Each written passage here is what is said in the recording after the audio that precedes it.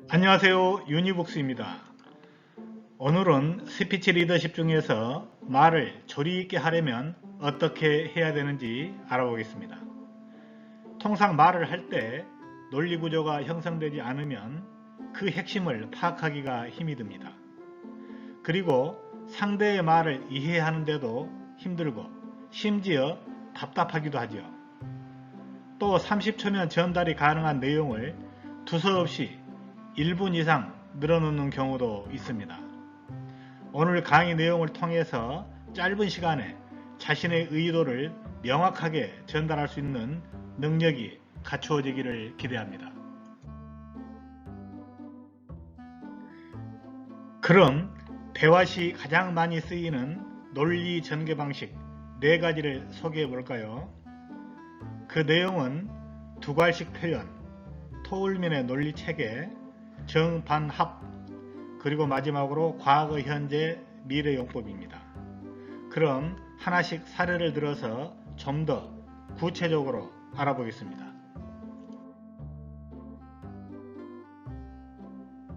첫째, 두괄식 표현입니다. 두괄식 표현은 서론, 결론, 본론의 전개가 아니라 결론, 본론, 결론의 형식 문장입니다. 대화 시 결론을 먼저 던지게 되면 다음에 나올 내용을 이해하기 쉽고 답답함도 없어집니다. 따라서 두괄식 표현에서는 자신이 이야기하고자 하는 핵심 문장을 맨 앞에 등장시킵니다. 자, 예를 하나 들어볼까요? 어느 엄마가 밥을 빨리 줄까요? 여기서 핵심은 배가 고파서 밥을 빨리 먹고 싶다는 것입니다. 본문에서 철수는 다음과 같이 이 얘기를 합니다. 엄마, 점심 때 배가 갑자기 아파서 혼났어요. 그래서 점심을 못 먹었어요. 배고파 죽겠어요. 밥 주세요. 여기서 철수는 배가 고프다는 핵심 문장을 맨 마지막에 말을 했고 또 배가 아팠다는 말을 맨 먼저 꺼냈습니다. 이 말을 들은 철수 엄마는 철수가 왜 아팠는지 궁금해서 그 부분을 계속 물어보게 되고 아예 밥 줄 생각을 안 합니다. 자, 그럼 영희의 사례를 볼까요? 엄마, 밥 좀 주세요. 배고파 죽겠어요. 배가 갑자기 아파서 점심을 못 먹었어요. 여기서 영희는 배가 고프다는 핵심 문장을 제일 먼저 끄집어내므로써 영희 엄마는 바로 밥을 준비할 수 있었고 나머지 이야기들도 모두 들을 수 있었던 것입니다. 추가적으로 강조할 것은 만약에 상대가 여러분들에게 질문을 하거나 의견을 구하는 경우가 있다면 반드시 정답을 먼저 이야기하고 설명은 그 나중에 하시길 바랍니다. 정답을 이야기하지 않고 설명을 먼저 하게 되면 상대방은 답답해 할 수가 있습니다.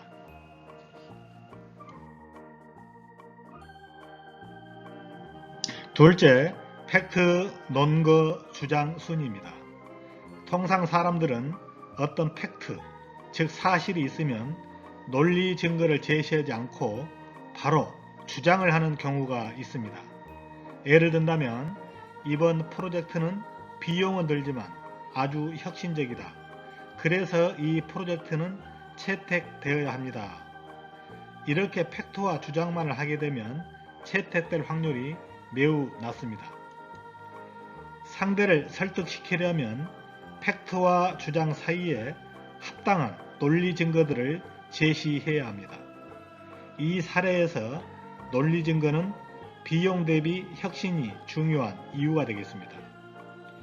이유에 대한 논리의 예를 든다면 언론보도, 통계자료, 전문가의 조언 등등을 들 수가 있습니다.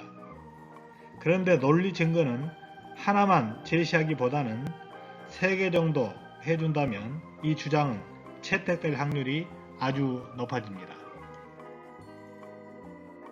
자, 그럼 팩트, 논리 증거, 주장의 전개 방식의 사례를 하나 들어볼까요? 농구는 축구보다 활동량이 많다. 이것은 팩트죠. 따라서 여기서 주장하는 것은 농구가 축구보다 힘들다는 것입니다.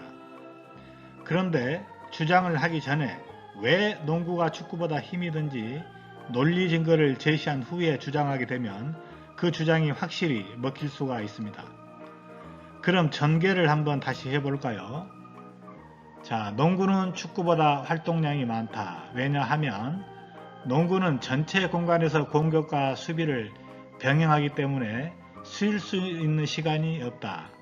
반면에 축구는 담당 구역 위주로 움직이기 때문에 중간중간에 쉴 수 있는 공간이 있다. 또 농구는 경기장이 바닥이 마루여서 무릎 관절 부상이 심하다.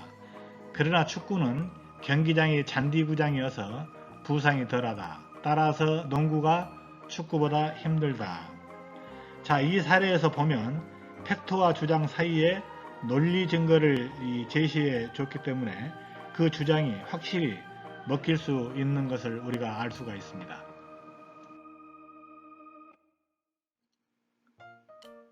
세 번째는 정반합의 전개 방식입니다. 이 방법은 장점, 단점 해결책, 찬성, 반대 해결책 등과 유사한 방식입니다. 논리 증거가 아주 단순해서 찬성, 반대 등 두 개의 의견으로 정리한 후에 해결책을 제시할 때 사용하면 좋습니다. 정반합의 전개 방식은 이렇습니다. 예를 들어서 지역개발과 문화재 보호라는 갈등을 한번 풀어보겠습니다. 먼저 정, 즉 찬성의 개념으로 지역개발의 중요성에 대해서 열거를 합니다. 다음은 반의 개념으로 문화재 보호의 중요성을 제시합니다. 마지막으로 합, 즉 결론 개념으로 찬반을 동시에 충족할 수 있는 해결책을 제시합니다. 전체적으로 정리해 보면 문화 역사 유적지라는 이유로 개발을 제한하는 것은 주민들에게 피해를 줄 수 있지만 반면에 문화재는 한번 훼손되면 영원히 복원이 불가능합니다.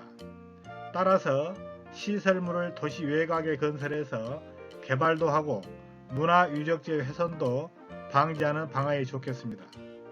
전체적으로 정리를 한번 해보면 개발도 하고 문화재도 보호하는 방향으로 정리가 된 것입니다.